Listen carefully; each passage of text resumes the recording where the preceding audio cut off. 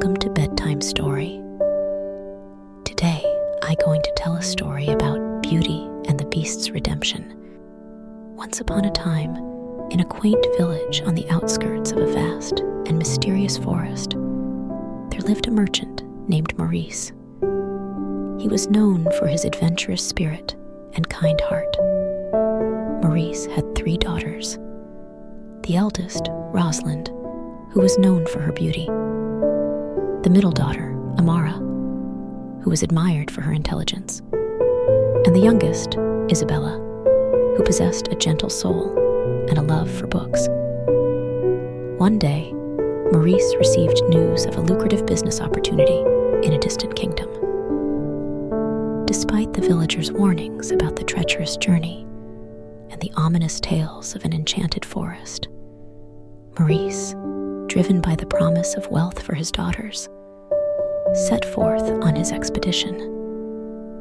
The journey proved more perilous than Maurice could have imagined. Lost in the heart of the enchanted forest, he stumbled upon a mysterious castle hidden among the ancient trees. The once grand structure, now consumed by vines and thorns, seemed frozen in time. Driven by desperation and the cold, Maurice entered the castle seeking refuge. Little did he know that the castle was once home to a handsome young prince who, under the influence of a wicked enchantress, was transformed into a fearsome beast. The enchantress had cursed the prince, condemning him to live as a monstrous creature until he found true love. As Maurice explored the castle, the beast, hidden in the shadows, discovered the intruder. Fueled by a mixture of loneliness and anger, the beast confronted Maurice. The terrified merchant pleaded for his life, explaining the circumstances that led him to the enchanted castle. The beast, moved by Maurice's desperation, saw an opportunity for redemption. He proposed a deal. Maurice could leave the castle unharmed if one of his daughters willingly took his place. Reluctantly, Maurice agreed, promising to send one of his daughters to the castle within a month. News of Maurice's encounter with the beast reached the village, causing a stir of fear and concern. Rosalind and Amara, motivated by their own desires for wealth and social status, pressured their father to reconsider. Isabella, however, volunteered to go to the castle, driven by a sense of duty and compassion for her father. As the days passed, Isabella journeyed through the enchanted forest, guided by a magical rose given to her by her mother before she passed away. The rose, with its delicate petals, served as both a beacon and a timer. If Isabella didn't return by the time the last petal fell, the curse would become irreversible. Upon arriving at the castle, Isabella was initially terrified by the looming presence of the beast.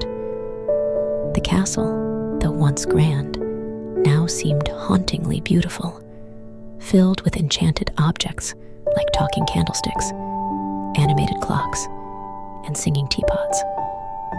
Despite her fear, Isabella's compassionate nature and love for literature began to thaw the icy exterior of the beast. The enchanted objects, once resigned to their cursed existence, saw hope in Isabella's presence. Lumiere, the charismatic candelabra, Cogsworth, the punctual clock, Mrs. Potts, the motherly teapot, and her son Chip, all conspired to bring Isabella and the beast together. As Isabella spent time with the beast, they discovered common interests and shared stories of their pasts. Isabella, with her kindness and understanding, saw beyond the beast's fearsome appearance, recognizing the wounded soul within. The beast, in turn, found solace in Isabella's company and the first glimpses of genuine companionship. As the days turned into weeks, Isabella and the beast's bond deepened. They explored the vast library within the castle, sharing stories and dreams. The enchanted objects, witnessing the transformative power of love, secretly hoped that Isabella might be the one to break the curse. Meanwhile, back in the village, Rosalind and Amara faced the consequences of their selfishness. The once thriving merchant business had suffered, and their social standing had plummeted. The villagers, once enamored by their beauty and intellect, now saw through the shallowness of their characters. Driven by guilt and a newfound understanding of their own flaws, Rosalind and Amara set out to make amends. They visited the enchantress who had cursed the prince, seeking guidance on how they could help break the curse.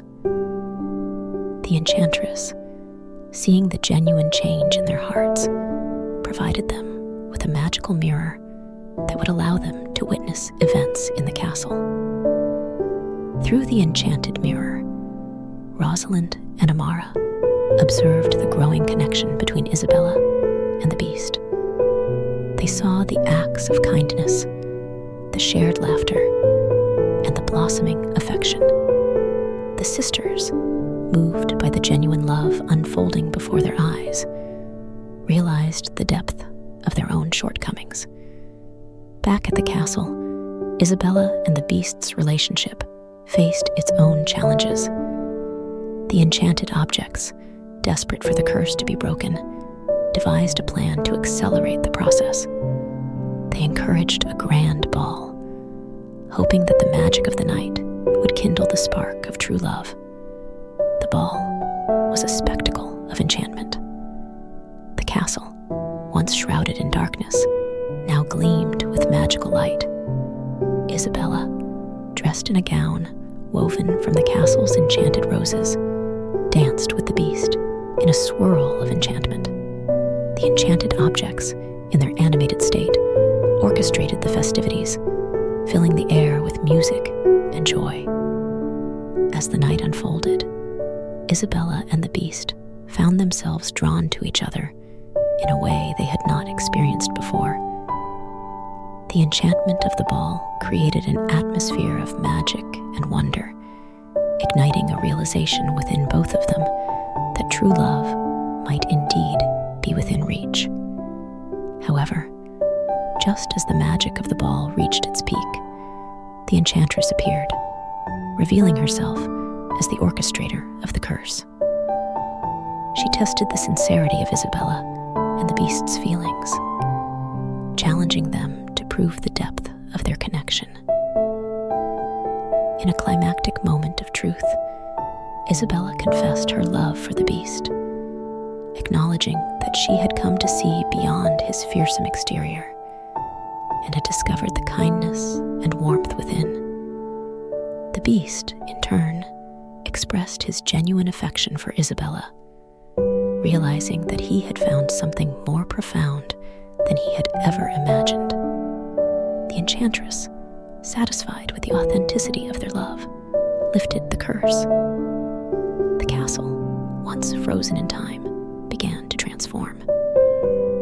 The beast, with a radiant light surrounding him, underwent a breathtaking metamorphosis, revealing the handsome prince within. The enchanted objects, no longer animated, returned to their original forms. Lumiere, Cogsworth, Mrs. Potts, and Chip celebrated their newfound freedom, their joy echoing through the now transformed castle.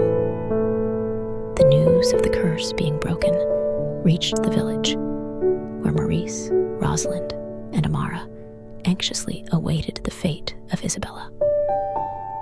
The enchanted mirror provided them with a view of the castle's transformation, and the sisters, humbled by the power of true love, felt a mixture of relief and awe. As Isabella and the prince emerged from the castle, hand in hand, the villagers witnessed the miraculous change. The once fearsome beast was now a handsome prince, and Isabella's radiant smile reflected the joy of a love that had conquered all. grateful for the kindness and love that had transformed his life, extended his gratitude to Isabella's family. He offered them a place in the newly restored castle, and Maurice, Rosalind, and Amara, having learned the importance of inner beauty, accepted the invitation. The castle, now a symbol of love's enduring magic, became a haven for the villagers and travelers alike. The prince and Isabella ruled with wisdom and compassion, ensuring that their kingdom thrived in an atmosphere of unity and understanding. As the years passed, Isabella and the prince welcomed children of their own. The enchanted objects, now regular household items, served as cherished reminders of the journey that had led to their happiness. Rosalind and Amara, having undergone their own transformations, became advocates for compassion and kindness. They dedicated their lives to helping others and fostering a sense of community within the village. And so, the tale of Beauty and the Beast became a timeless legend, passed down through generations.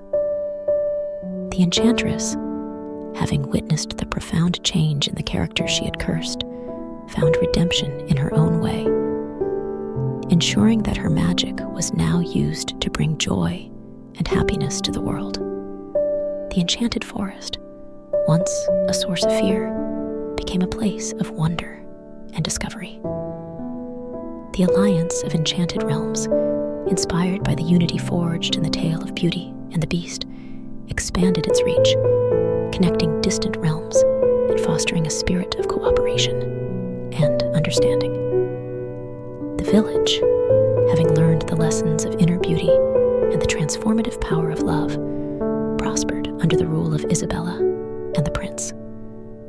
The tale of Beauty and the Beast, now a saga of redemption, love, and unity, continued to inspire those who heard it, reminding them that even in the darkest of times, the magic of love could conquer all.